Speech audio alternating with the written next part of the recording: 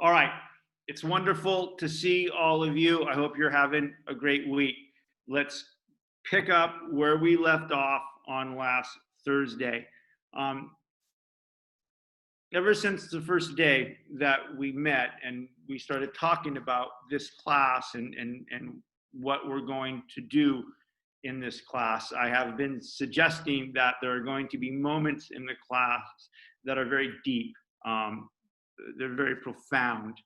And in some ways, I described it as a kind of heart of darkness moment, that these are some just extraordinary things that you see. Once you see, you can no longer unsee. And then you have to kind of negotiate the consequences of what you've seen, what it means, what it reveals, and how you move forward in your life. And we're about to have one of those moments in the Platonic dialogues. And so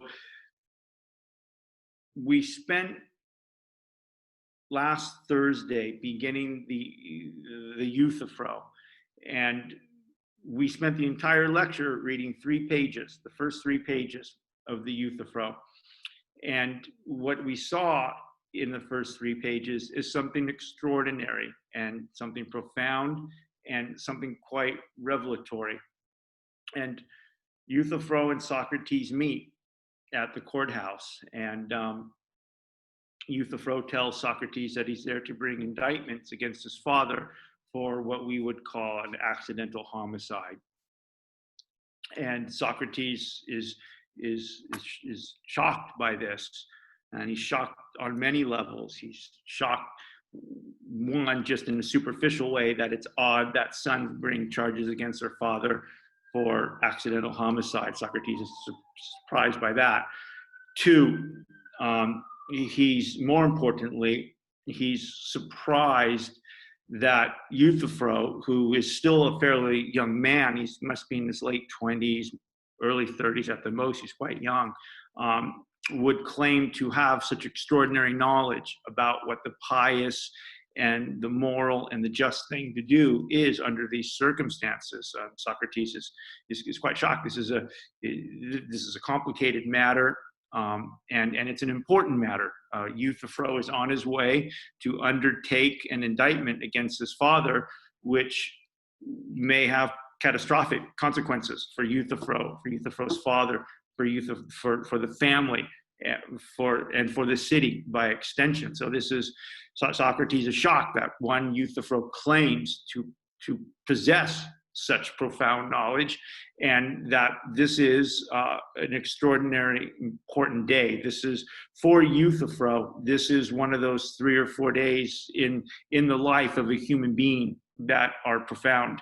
One of those days in which the thoughts and actions you undertake may alter irrecoverably and in potentially catastrophic ways your life and the life of your family and the life of the people you love, and by extension, the life of the city that you live in.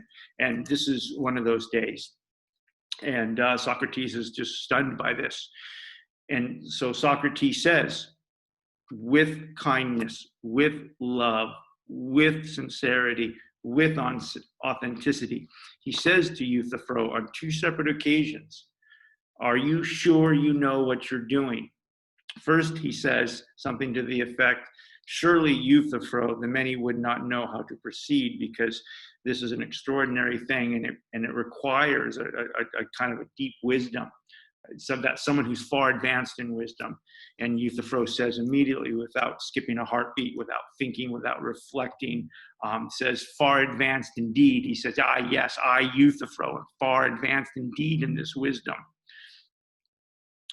And then 5 minutes later in the conversation, Socrates says again to him, he says, and he drops the many. He says, "Do you, Euthyphro, do you specifically believe that you possess the knowledge to do this correctly, and you are not concerned that by proceeding in this way, you will not be doing something unjust or incorrect?" And he says, "Not at all." Euthyphro says, "There would be no difference between me, Euthyphro, and the many if I did not understand all these things precisely." And as we said last week, this is one of those shattering moments. This is one of those absolutely shattering moments in human consciousness, in relationships between human beings, and how these things relate to the life of the city. Because Socrates, well, and as I said, this is in many ways the death of philosophy. At this moment, kind of philosophy has died. Socrates has offered Euthyphro an opportunity to reflect on what he is about to do. He has offered him an opportunity to think, even if just for a few minutes, but deeply and honestly and sincerely, to think if the ideas in his head about piety, about morality, what the gods expect, and the relationship between those things and his legal and political obligations to his family and the city. Socrates asks him to take a minute and think if the ideas in his head about those things are correct, and if they are the sort of ideas that will produce the kind of outcomes that are moral, that are just, that are good. And the important moment here is the fact that Euthyphro does not see the offer. In his arrogance, in his hubris, in his inability to hear or be present in the conversation with Socrates, Euthyphro does not see the offer. Euthyphro does not see the gesture. And this is one of those shattering moments, because what it reveals, and when I write the question in the midterm, when I say, what does this moment reveal? This is what I'm talking about. What this moment reveals is that Euthyphro, either at this point because he doesn't think because he thinks he knows what he needs to know to proceed correctly, because he doesn't want to think about whether or not what he knows is useful, and ultimately he doesn't even hear the offer. But the point is that Euthyphro doesn't see the offer. Socrates is offering Euthyphro philosophy, and in and through offering Euthyphro philosophy, offering Euthyphro an opportunity to assume a kind of humility, which is the beginning of all philosophical journeys. Socrates, in offering Euthyphro philosophy, is offering Euthyphro the most important thing one human being can offer to another human being, and that is a moment to reflect on the possibility that I may not know what I need to know to proceed correctly. And that is the most important thing one person can give to another. In fact, that's what love is. That's what love is. If philosophy is literally translated as love of wisdom, this is the deepest sense of what love as wisdom is. And this is in the most deepest and profound sense of what Socrates is giving to Euthyphro, an opportunity to reflect, to do philosophy, to reflect on whether Euthyphro knows what he needs to know to proceed correctly. And this is important because that moment of reflection, that awareness that it is possible that I may not know what I need to know to proceed correctly, that is humility. That is the first step in the philosophical journey, right? That is in humility, in the sense that it's the awareness that I may not know what I need to know about some extraordinarily important things, and I'm about to undertake a set of actions that may have consequential or catastrophic consequences for me and my family. Perhaps this is a moment to reflect.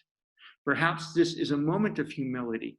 Perhaps this is a moment to bear witness to the possibility that I may not know what I think I need to know. And the greatest responsibility to self-love I could give to myself as Euthyphro, and my family as Euthyphro, and my city, is to bear witness to that humility and think.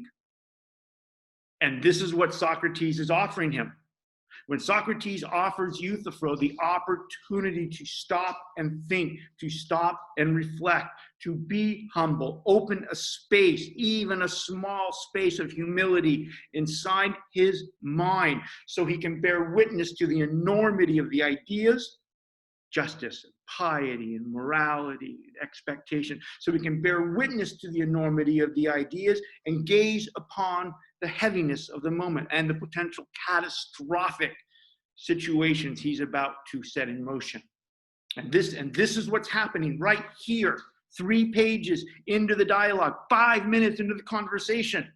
Socrates and Euthyphro have been speaking. They've been conversing for 5 minutes.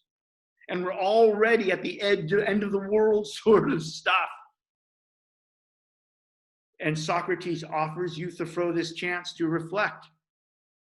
And Euthyphro, not only does he reject it, and reject it quickly, you could almost say he doesn't even hear it. He doesn't even hear it. And this is a profound moment. Socrates is offering Euthyphro philosophy. But no matter how potentially powerful and transformative political philosophy is, as Socrates and Plato understood it, if nobody wants it, if Euthyphro doesn't want it, if Euthyphro doesn't think he needs it, if Euthyphro doesn't hear the offer, it's no good. Doesn't do anybody a damn good. Socrates offers it, Euthyphro doesn't see it. It's done. And he offers it to him twice. He offers it to him twice. And as we left the lecture on Thursday, I'm not being dramatic. This is, in a weird way, philosophy dies. Right? If philosophy is the search for knowledge through rational discussion, through rational exchange, and Euthyphro doesn't want to have the conversation. He doesn't think he needs the conversation. He doesn't even see the offer for the conversation. If the conversation is dead, which it is for all intents and purposes, the conversation between Euthyphro and Socrates is dead. It's over. What's Socrates going to do? Ask him a third time? Maybe a fourth? It's done. If the conversation is done, philosophy is done. The hope and the promise of philosophy is done.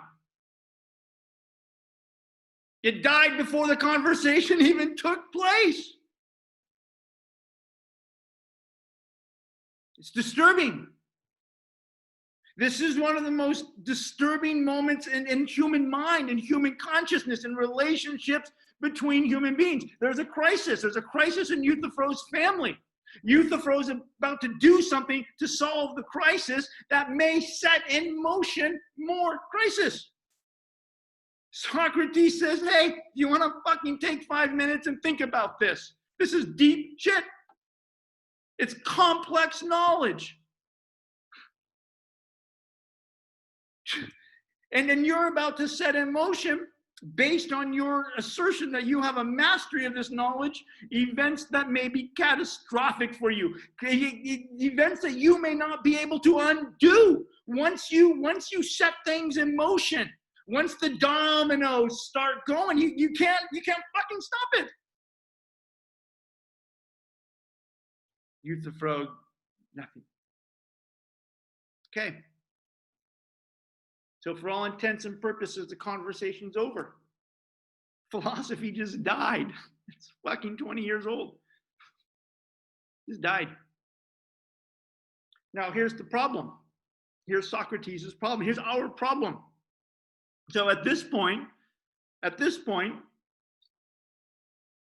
Socrates, I suppose, and no one would criticize him, by the way, I suppose, Socrates should just say, okay, all right, good luck with that.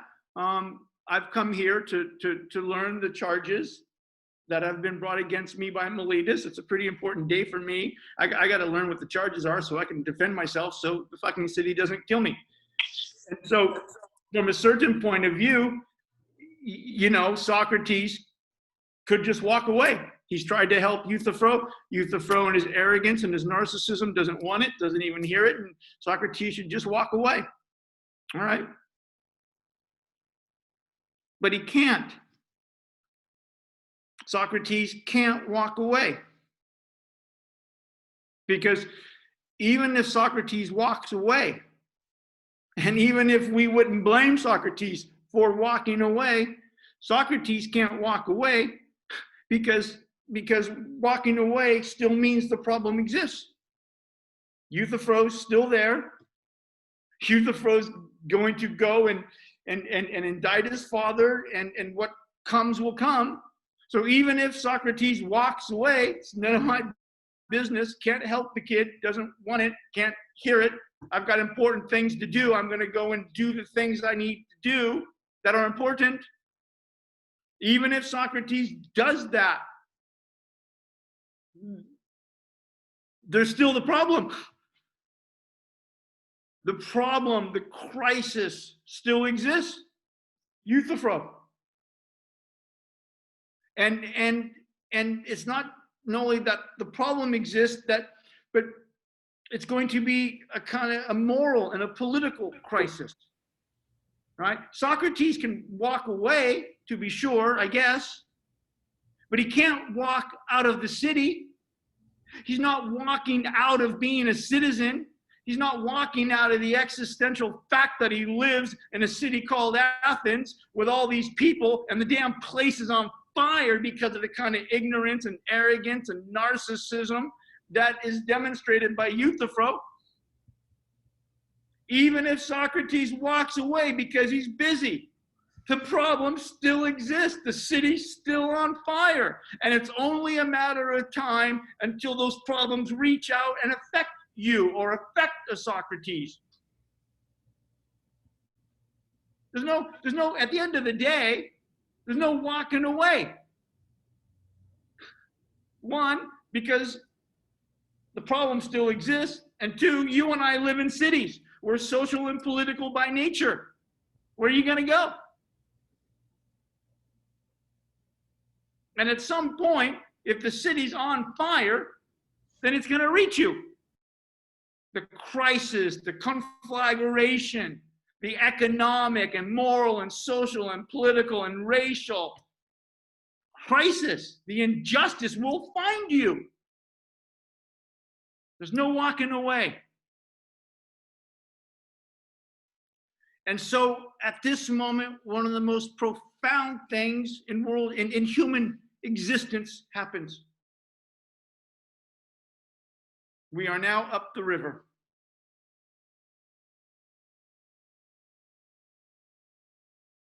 So the conversation is dead, but Socrates can't walk away. The conversation is dead, but Socrates can't walk away. The fuck do you do? What do we do? And at this moment, after Euthyphro has rejected Socrates' offer to help the second time,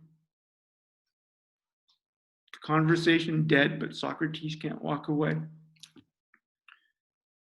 Socrates says, right in the middle of page 45, he says, right after Euthyphro says, no, he says, I've got this, Socrates. He says, there would be no benefit for me, Socrates, nor would I, Euthyphro, be any different from the many human beings if I didn't know all such things precisely. And right at that moment, Socrates says, oh, wondrous Euthyphro. Holy shit, holy smokes, pardon my language. Wondrous Euthyphro, fabulous Euthyphro, brilliant, genius, talented Euthyphro. Oh, then wondrous Euthyphro, Socrates says. And he must have been quite dramatic, right? Because Socrates had a flair for the drama, right? Oh, then wondrous Euthyphro, Socrates says. And Socrates says, fabulous, brilliant, beautiful, talented Euthyphro. Wouldn't it be best for me, Socrates, to become your student?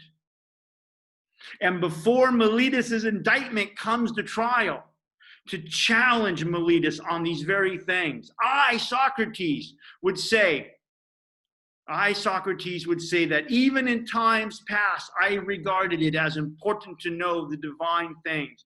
And now, since he asserts that I am doing wrong by acting unadvisedly, by not believing in the gods of the city, and making innovations, I would say to Miletus, I, Socrates, have become the student of Euthyphro. I have become your student.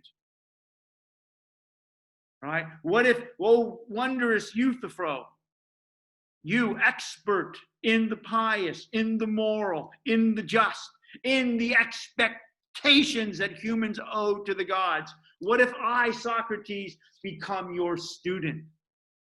What if you, Euthyphro, teach me everything you know? And I will learn, I will become your student, and I will learn from you what you know about piety, what you know about morality, what you know about what the gods expect of us, and therefore what you know about how we are just. What if I learn all of those things from you? And then, when Miletus's indictment comes, I will say to Miletus, I will say to the jury, I have become Euthyphro's student, and I have learned from Euthyphro.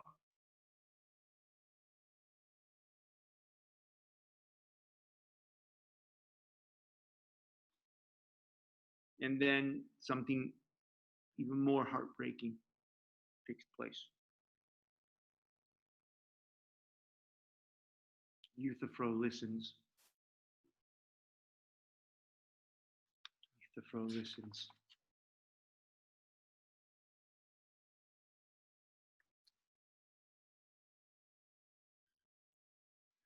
And he says, puts his arm around Socrates.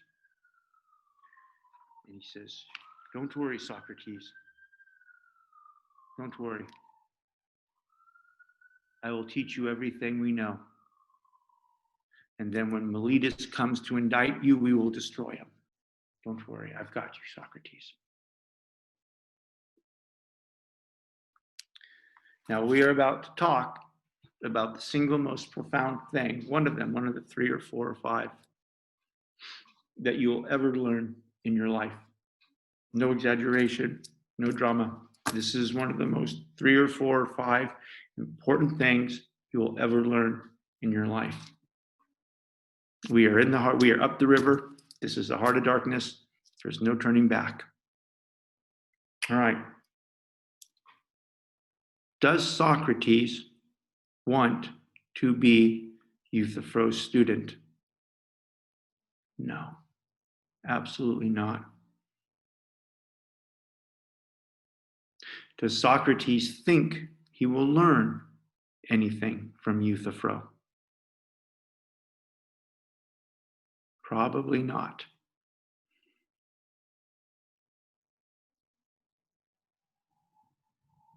So Socrates has just technically lied to Euthyphro. Socrates has lied to Euthyphro. Socrates has said to Euthyphro, oh, wondrous Euthyphro, brilliant Euthyphro, fabulous, talented Euthyphro with 1,000 likes on Instagram. Oh, wondrous Euthyphro. What if I become your student? And what if you teach me everything you know? I will then be able to defeat myself against Miletus's indictments.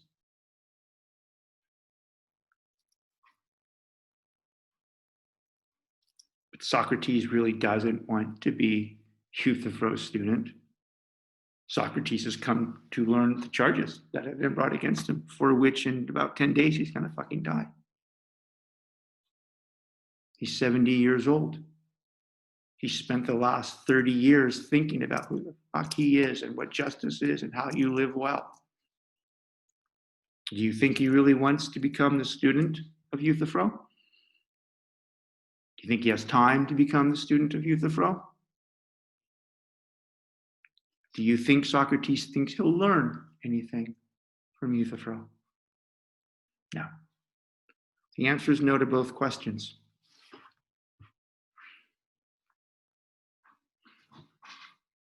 So Socrates has lied to Euthyphro.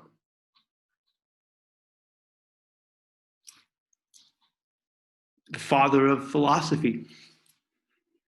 The man who has spent the last 30 or 40 years in poverty, in a kind of isolation, going from one person to another throughout the entire city, seeking wisdom, seeking truth. The father of philosophy. Socrates is monumental. Plato is monumental because Socrates is first to say there's an objective truth out there about concepts like justice and who we are, our nature. And we're rational.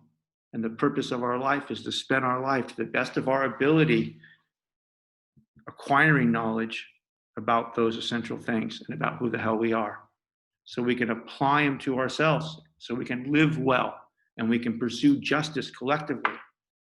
The father of philosophy, the man who set in motion 2,500 years of Western culture's obsession and search for the fucking truth, is lying to Euthyphro. The philosophers are lying. The philosophers are reduced to the lies.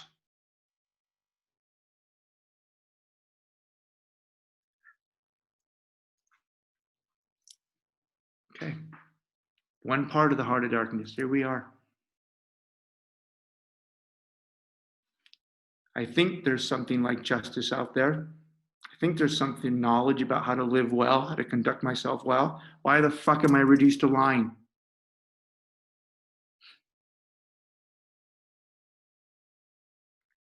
Socrates doesn't want to be a student, doesn't think he's going to learn anything. So technically, Socrates is lying to him. Now, why is he lying to him? Why is Socrates lying to Euthyphro? What's the purpose? And for whose benefit is Socrates lying? Socrates is lying. Oh, wondrous Euthyphro, brilliant, talented Euthyphro. He's lying. He's flattering him. He's lying to him. Now he's lying to them. Here we go. In order to keep the conversation going. Socrates is lying to Euthyphro, but he's lying to him in order to keep the conversation going. And he's lying to Euthyphro in order to keep the conversation going in the hopes of benefiting Euthyphro. And so Socrates is being ironical. Socrates is being ironical with Euthyphro. This is irony. This is what irony is, and it's one of the single most important things you will ever learn, because you need to know what it is so you know how it operates. Socrates is being ironical. Now, technically, what is irony? Irony is the writing or saying of one thing with the intention of another. Irony, let me repeat, what is Socrates? Socrates is being ironical with Euthyphro when he says, oh, wondrous Euthyphro, talented, fabulous Euthyphro, wise Euthyphro. What if I become your student, you teach me everything you know? And then when Miletus tries to indict me, I will say, I, Socrates, have learned from the great Euthyphro about the pious, about the moral, about the just. And I've acquired knowledge about these things. So you can't indict me. You have to recognize that I've learned, or now I know, so you can't indict me. I've been educated. But that's a lie. Socrates doesn't want to become Euthyphro's student. He doesn't believe he'll learn anything from Euthyphro. So Socrates is lying. But why is he lying? He's lying to keep the conversation going. Because at this moment, before the irony, the conversation is what? Is dead. It's over. It's over.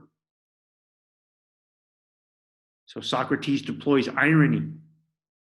He lies to Euthyphro. He flatters Euthyphro. He plays on Euthyphro's ego. He plays on Euthyphro's vanity. He plays on Euthyphro's hubris.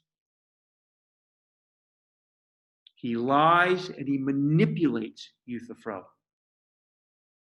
Right? He lies because he doesn't want to be his student. He lies because he doesn't think he'll learn anything. And he manipulates him because he plays on his vanity. He plays on his arrogance. He plays on his hubris.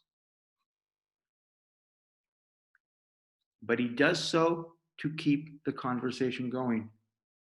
Socrates lies and manipulates Euthyphro in order to keep the conversation. And he does so. Here's the key.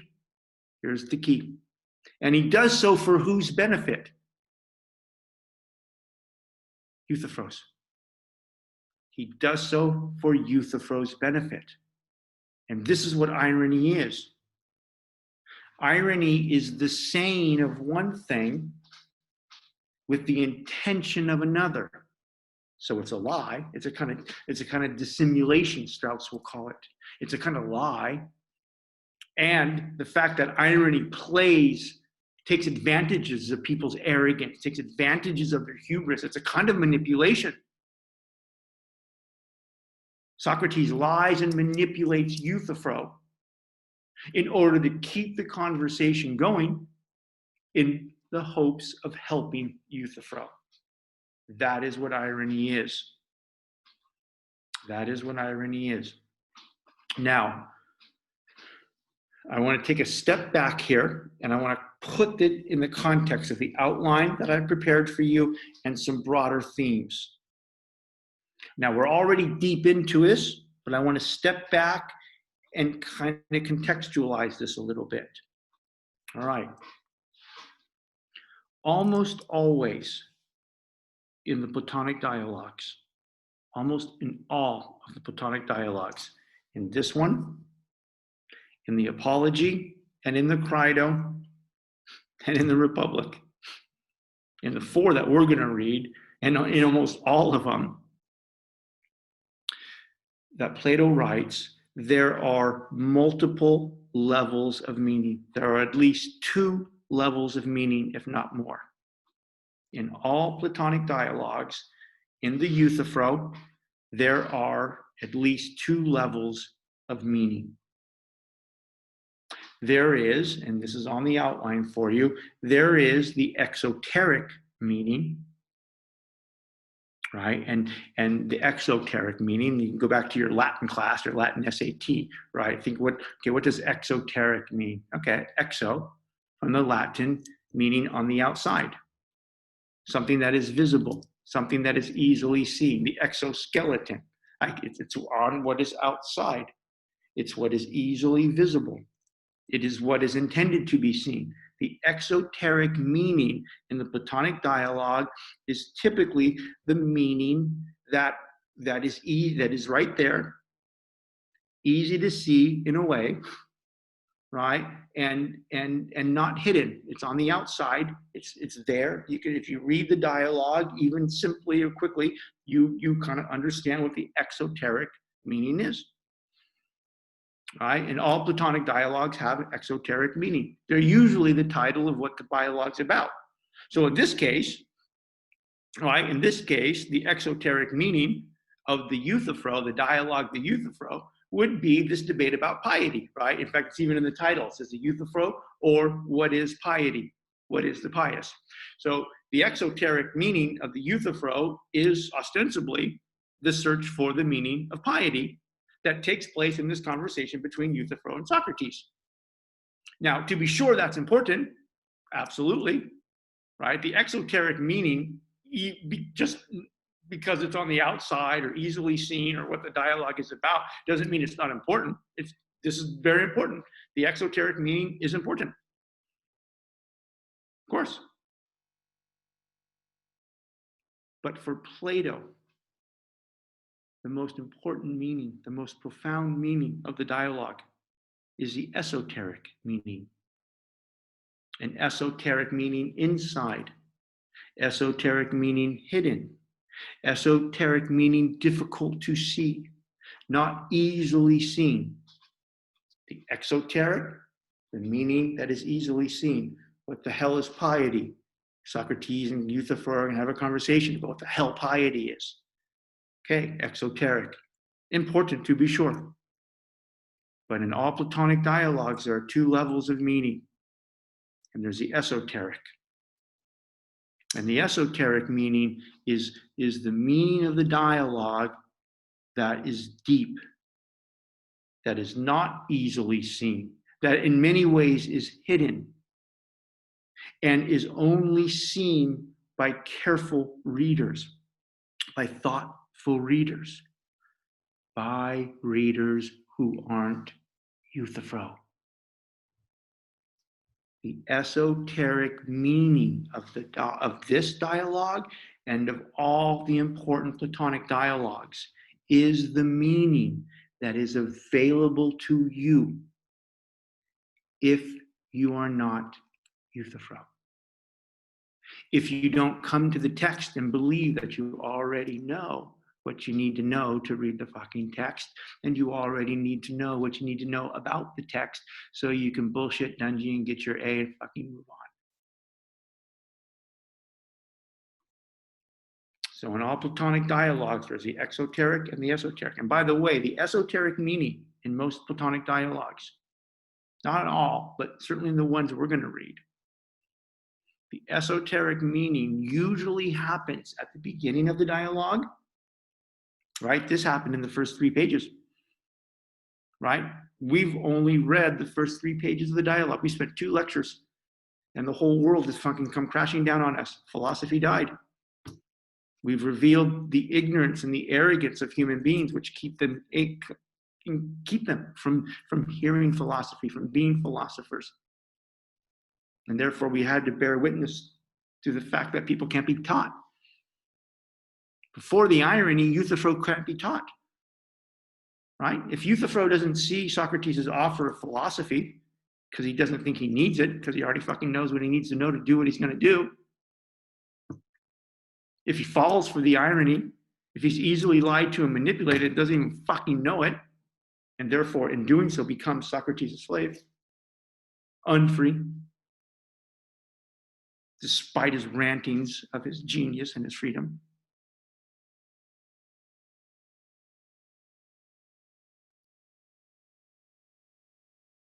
So the esoteric meaning often comes before the exoteric.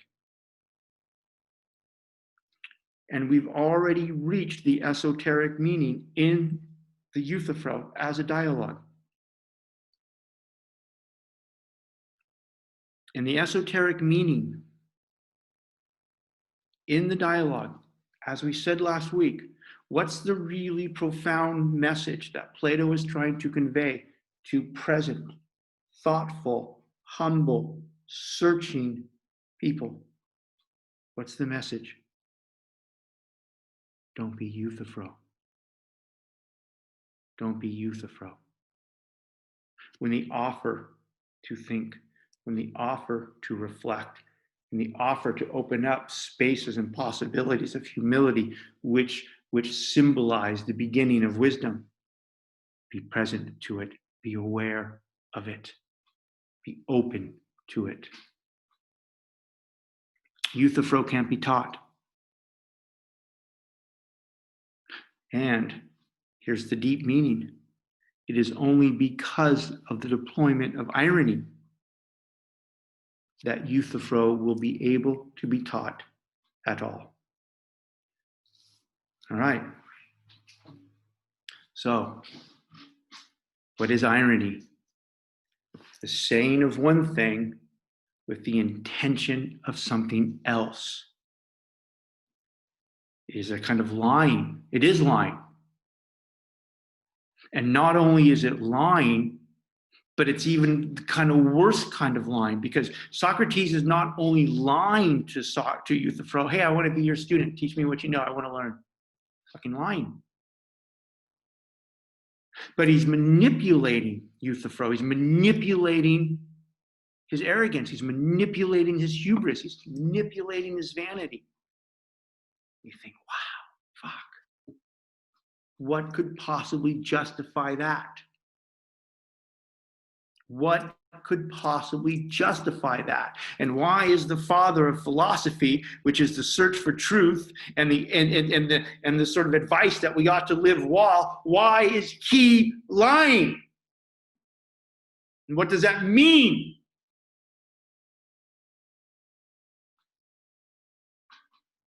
Right.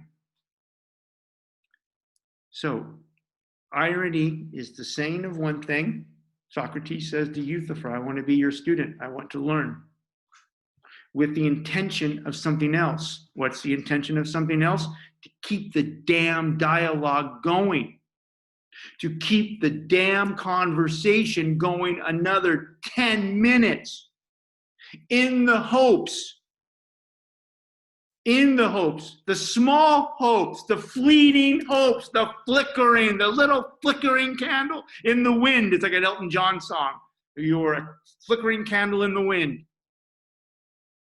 And the flickering candle in the wind hopes that you can keep the conversation going, that Socrates can continue to engage Euthyphro by pretending to be his student and by pretending to learn from him in the hopes that through this process, a little crack in the arrogance, a little crack in the vanity, a little crack in the hubris, in the obsession with one's self-certainty opens up. And in that crack, a little humility. And in that crack, a kind of awareness, even if for a second, that I may not know what I need to know, that this is one of the most important fucking moments in my life. I'm about to engage in a set of actions that may have catastrophic consequences for me and my family and my city. Do I know what I need to know to proceed correctly? Or in my arrogance, in my passion, in my emotion, in my vanity, in my self-certainty, in my cockiness, in my domineering idea that I am master of what I know and who I am and what I'm going to do is going to be right. Or if in all of those things, I'm about to fucking light things on fire and do more damage to myself, more damage to my family, more damage to the city. That's the scene. And we see it every day. We're reading the Euthyphro. We're talking about a guy named Euthyphro, but you see Euthyphro every day. You see Euthyphro at the university. You see Euthyphro at Walmart screaming about mass. You see Euthyphro on the goddamn television. You see Euthyphro in the road rage on the freeway.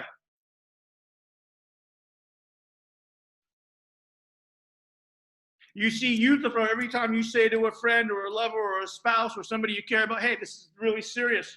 You sure you know what you need to know? And they say, yeah, fuck, I got this. I'm all right.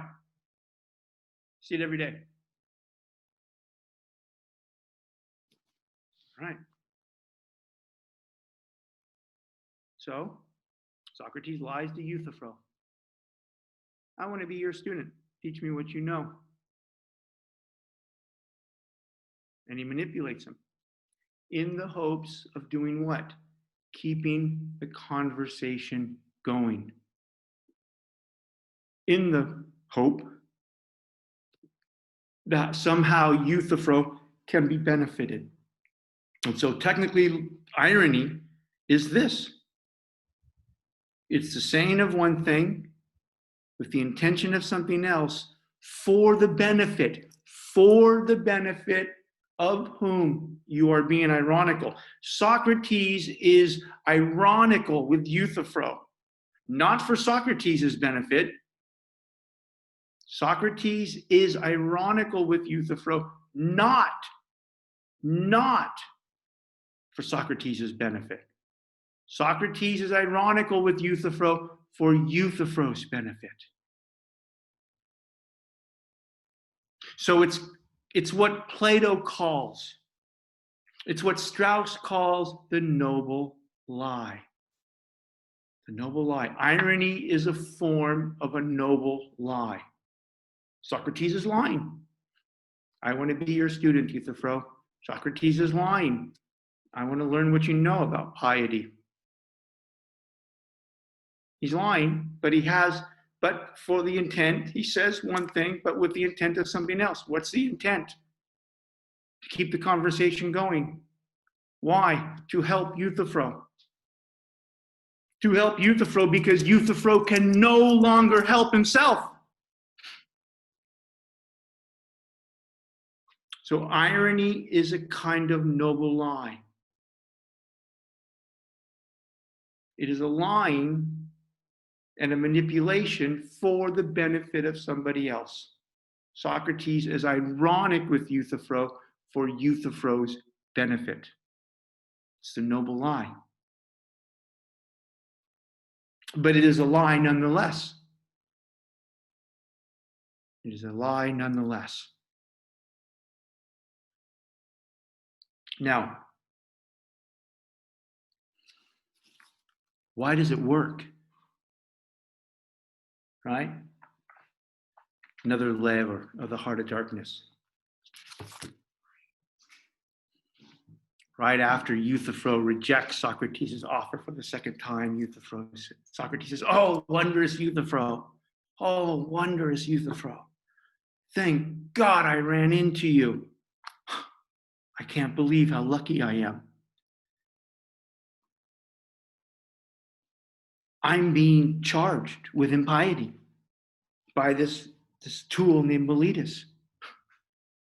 And I have this extraordinary luck to run into you, who is an expert on piety. Thank God, fuck. What if I become your student and you teach me everything you know? I'll be able to defeat the charges. I'm so happy. Thank God I ran into you. This is my lucky day." And as we gestured to earlier, now we'll wrap this up. Euthyphro, and here's even more of the heart of darkness. Here's more of the shattering, the heartbreaking fucking moment. Euthyphro says, he throws his arm around Socrates and gives him a pat. He says, "You're right, Socrates. You become my student. I'll teach you everything you know. And when Miletus comes to harass you, we'll defeat him."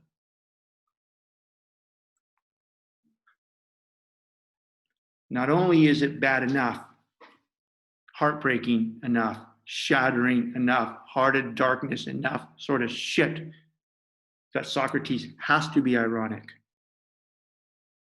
The really, really, really heartbreaking stuff is precisely the fact that Euthyphro doesn't what? Doesn't see it. Euthyphro doesn't see that Socrates is being ironic with him. He doesn't see it. He can't see it. His arrogance, his narcissism, his vanity, his hubris, his exalted sense of self keeps him from seeing. In fact, as we said on Thursday, he doesn't even hear it. When Socrates offers the opportunity for philosophy, the opportunity to reflect in the hopes of helping him, he doesn't even see it, doesn't hear it. Euthyphro's in a conversation with Socrates, but he's really not fucking there because he's in his own head. He's swimming in his own grandeur. And not only is it shattering enough that Socrates must be ironic, it's even more devastating to realize that Euthyphro doesn't see it. Euthyphro doesn't see it. In fact, he thinks Socrates' irony is sincere. Because of Euthyphro's arrogance and his narcissism and his vanity and his sense of self-importance and self-certainty, he doesn't see the irony. And his arrogance makes him vulnerable to Socrates' lies and manipulation. This is the most important fucking thing you're ever going to learn. Forget the stupid text. Forget Local Science 411. Forget this damn class. Forget me. Forget all of this. Forget the goddamn book. Forget CSUN. Forget the grades. Forget the LSAT. Forget the GPAs. Forget all of it. None of it means anything in the context of what we're talking about right now. Euthyphro's arrogance keeps him from seeing Socrates' irony.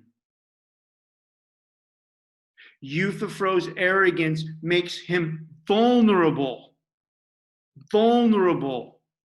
manipulable. I don't know if that's a word. Manipulable? Susceptible to Socrates' lies and his manipulation, to his irony. And we are now in the heart of darkness. This is it. We're up the river. Right? We're seeing things we can never unsee. Euthyphro doesn't fucking hear the offer. Why? Because he already thinks he knows what he needs to know. Therefore, he can't be taught. If people can't be taught, but they're still fucking dangerous, what do we do? The city's on fire. If people can't be taught, but they're still dangerous, what do we do? First level, heart of darkness. Second level, irony. Socrates has to lie and manipulate Euthyphro. Why? Just to keep the damn conversation going in the hopes that limiting the fire. What the hell does that reveal? That reveals that people don't want philosophy, that you have to lie and manipulate just to keep the conversation going in the hopes of helping the damn person who is no longer capable of thinking for himself. Euthyphro is a danger to himself and to his family in the city. They didn't fucking know it. Second level. Third level. What makes all of this even worse is Euthyphro doesn't even see it. Euthyphro doesn't see it. His arrogance and his vanity keeps him from seeing it. He thinks Socrates is being sincere. He thinks Socrates is being authentic. And therefore, Euthyphro's arrogance, his self-certainty, his vanity, his pride, his hubris, call it what you want, makes him vulnerable, makes him susceptible to Socrates' irony. And he doesn't see it. This is the key. This is the most important thing you'll ever learn. I don't give a shit what you take away from me, what you take away from this class. If you walk away from anything in any type of relationship you've ever had with me, this is it. Don't let your arrogance and your vanity and your hubris, no matter how fucking much you think you know what you need to know about who God is and what sex is and what love is and what marriage is and how people ought to fucking live, don't ever become Euthyphro in the sense that you let your certainty and your arrogance and your hubris about those things keep you from seeing irony. Don't let your certainty make you vulnerable to the lies and the manipulation. Even if it's for your own good in a weird way. And this is the head. Euthyphro doesn't see it. Yeah, Socrates, why don't you be my student? I'll teach you everything you know. And then when Miletus comes, we'll take care of her. Doesn't see it. Doesn't see it. Doesn't see the irony. Now, this means, why the fuck are we talking about this? This means that once Euthyphro doesn't see the irony, once Euthyphro falls for the irony, all right, because Socrates flatters him. It was super easy. In fact, it was super easy. Right? It was super easy. All Socrates had to say, oh my God, I wonder if Euthyphro, fucking so glad I met you. Right? And Euthyphro's, oh, it's too easy. Socrates, 1, 2, 3, bam, it's done. Once Euthyphro falls for the irony, Euthyphro is no longer free. No longer free. Euthyphro thinks he's free, but he's not. Euthyphro thinks he's the teacher. Euthyphro thinks he's imparting wisdom. Euthyphro thinks he's free. Thinks he's the master. But in fact, he's now Socrates' slave. He didn't see Socrates' irony. He falls for it. In fact, it was easy, too easy. It was the easiest thing in the world to be ironical with Euthyphro. And once Euthyphro falls for it, out of his arrogance, he's no longer free. Who controls the conversation now? Socrates. Who controls the outcome? Socrates. Who's going to control Euthyphro's destiny in the limited sense here? Socrates. Euthyphro's arrogance makes him vulnerable and susceptible to Socrates' irony. And once he falls for it, he's no longer free. He thinks he's free, right? He thinks he's Socrates' teacher. He thinks he's now going to teach Socrates things about piety, morality, and justice. But he's not free. And by the way, thank God. Right? Thank God. Right? Because Euthyphro is on his way to do something what? Potentially what? Fucking stupid, catastrophic, harmful to him, Euthyphro, harmful to the father and the family, and by extension, the city. So, irony is a saying of one thing with the intention of something else for the benefit of the person to whom you're being ironical, for the benefit of the person to whom you're lying. Socrates is ironical with Euthyphro for Euthyphro's benefit. And that's why it's called the noble lie. That's why it's called the noble lie. Now, last thing, call it a day. Second most important thing you're ever going to learn in your life. First, now you know what irony is. You know, and we kind of witnessed how easily it was for Socrates to be ironical with Euthyphro. And therefore, how easy it was for Euthyphro to become unfree in a weird way, even if Socrates is doing it for his benefit. Okay? Now, here's the heavy part. There was only one Socrates and one Plato. There was only one Socrates who was being ironical with Euthyphro for Euthyphro's benefit. There was only one Plato who was being ironical with us through his text for our benefit. And there's a fine line, my friends. My trusted comrades. There's a fine line between irony and just straight up lying and manipulation. There's a fine line between irony and just straight up lying and manipulation. And what is that line? What's the difference between Socratic irony and someone who's just simply lying to you and manipulating you? Because you're so arrogant and you're such a narcissist and you're so hubristic that it's easy to manipulate. It's easy to lie to you. It's easy to manipulate you. What's the difference between a Socrates and a credit card company? What's the difference between a Socrates and a politician who wants your vote? What's the difference between a Socrates and somebody who wants to sell you a fucking pair of jeans? Is it whether or not they do it for your benefit? That's right, Genesis. Love you so damn much. That's right. That's right. That's right.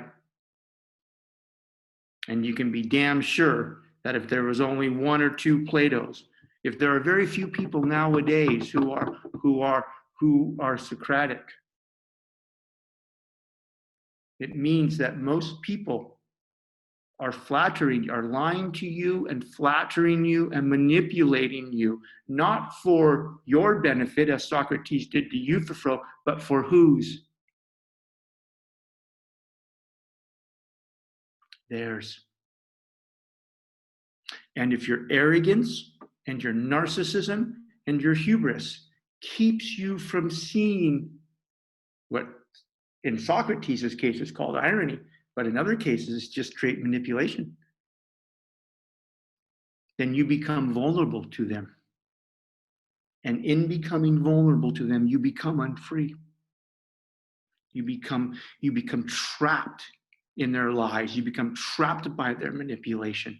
And all the time, you believe the shit they say to you. Oh, you are so smart. You're so talented. You work so hard. Here's this credit card debt. Buy all this fucking shit you can't afford. Oh, here's all you must buy this, or give me your vote. Don't let your narcissism make you vulnerable to being manipulated. Know what irony is, and know the distinction between irony and just straight up lying and manipulation. All right. We're going to finish the Euthyphro on Thursday. Have a great night. Love you guys so damn much. And we'll see you Thursday. See you Thursday, Professor.